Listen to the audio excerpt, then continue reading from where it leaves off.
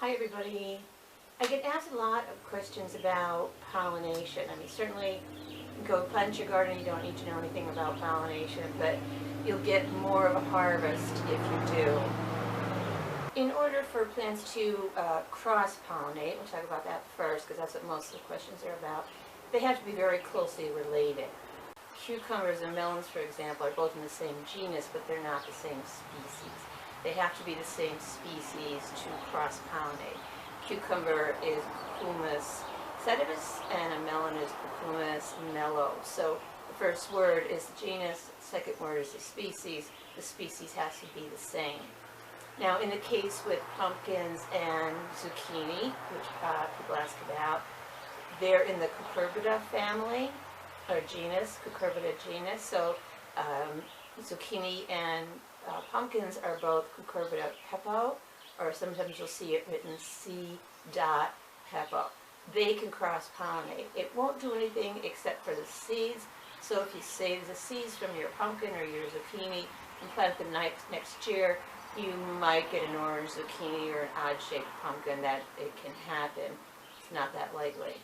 The other thing that I think is important to know is that it takes a lot of trips from a bee to get sufficient pollination.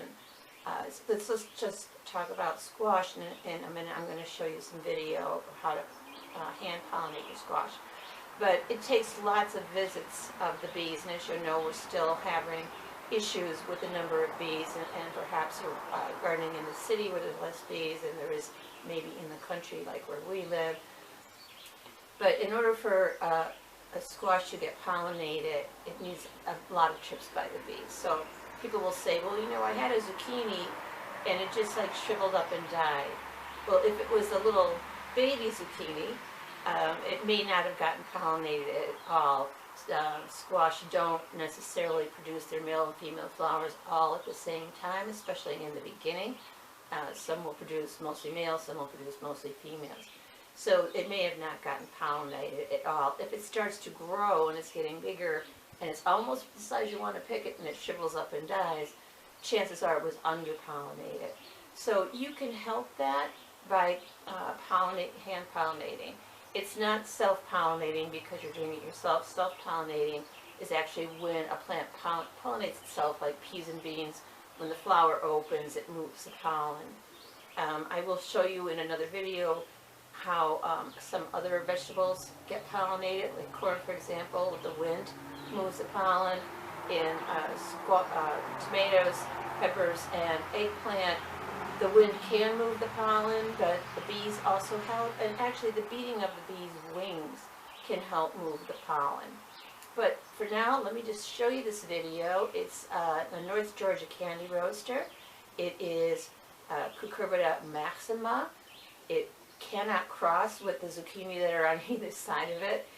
Bees can move the pollen from one to the other, but they will not actually affect the seeds. It can help move the pollen. It can help get it pollinated, but it won't affect the seeds, so they're not actually cross-pollinating. I hope that doesn't sound too confusing. The video is super simple. You can use a paintbrush, or you can use a cotton swab. You can even pick off the male and rub it onto the female and move the pollen that way.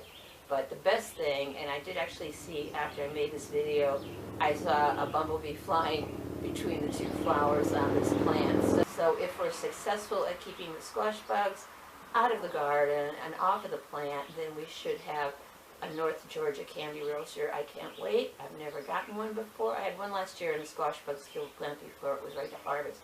I understand they are the best squash for pumpkin pies, so I will keep you up to date and I'll let you know. So let's watch the video. This is a North Georgia Candy Roaster. You can see the flower there. It's early in the morning, it's open. The female flowers are the ones that have the fruit. There's the baby squash there. They're waiting pollination. We'll come down here. We're lucky enough to find a male flower. There's no fruit on there. So all we need to do to ensure pollination, and it takes a lot of pollen to pollinate, but we'll just get as much as we can from the male flower here onto this cotton swab. And then carefully give it to the female. The joke is that you don't need to play any berry white in the background. But you want to do that a number of times. You can also remove the male flower and just rub it right on the female flower.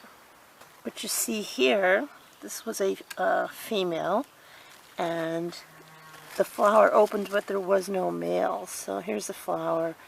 There you go, right there. It just fell off. It was going to fall off anyway. You can see it's turning yellow. So if that was pollinated at all, and there I know there was no males, but it would be at least insufficient pollination, but in this case I believe it was not pollinated at all. This is a zucchini.